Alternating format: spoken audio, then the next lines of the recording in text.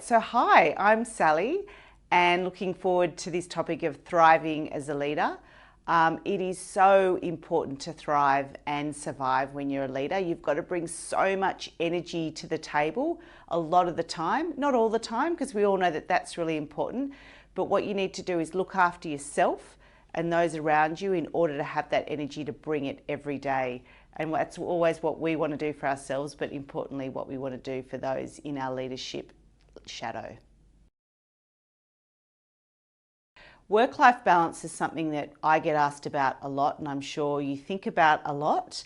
And the way I reconcile work-life balance is it will most of the time be a little bit out of balance or off balance, it will feel. And feeling comfortable with that is how I manage work-life balance. So there will be times when I feel like I've got far too much on, but all I need to do is put my mind at rest and say it won't be like this all the time. There will be times when it will be downtime as well.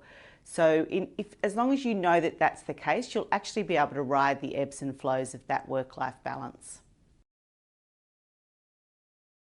Look, you've already been through a couple of elements of the program, and no doubt you've got some thoughts and predictions about what the program might bring for you.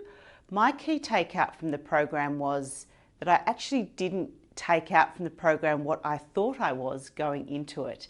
There are a lot of things that have had a residual impact on me that I didn't expect going into it.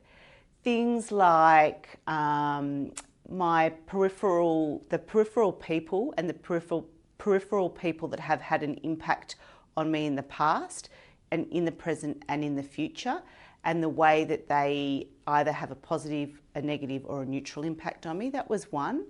Another one was about ownership of my own career direction and not leaving it up to anybody else or expecting anything else to come from it.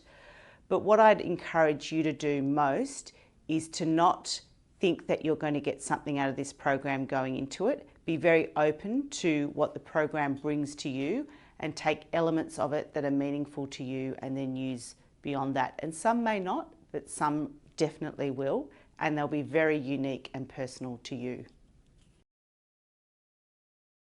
So tapping into my strengths, so the best thing about the Strengths Finder is the self-awareness of them. You start to use them as an anchor because they're actually now present in your mind, whereas before they were definitely probably subconscious, but you didn't realise they were your strengths. So I've got strengths around strategist, futurist and interrelator.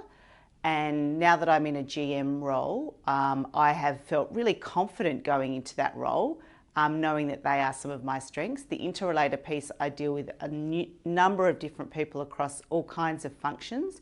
And in that case, I've really had to play that strength and really bring it to the table.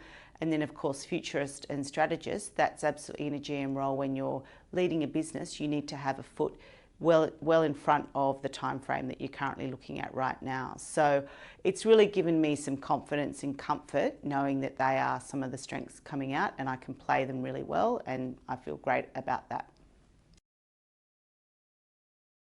Tips for new people coming onto the program. I absolutely think bring a very open mind.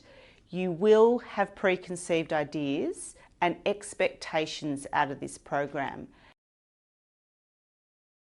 So in the career map, the one thing that stood out and night and day for me was the board of directors, which you may have come across or you're about to come across. That has really been an anchor for me throughout my career since that time. I have actually consciously have a personal board of directors, and it's not only a professional board of directors in terms of a network at work, it actually bleeds into my personal life as well. And often my board don't even know that they're on my board. But for example, I've got someone in my life who I think is an exceptional parent, and I watch and see the modelling that happens from that parenting skill, and she's sitting on my board. Then I have someone else who's an exceptionally financial in their home, in their professional life, who also sits on my board.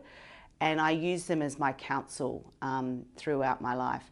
One thing that is also important to remember is I do, some of the tenures of the board members change over time. So some leave and some come back on as well. So I've really found that incredibly valuable, and I intend to have a board until I have put all my feet and body in the grave.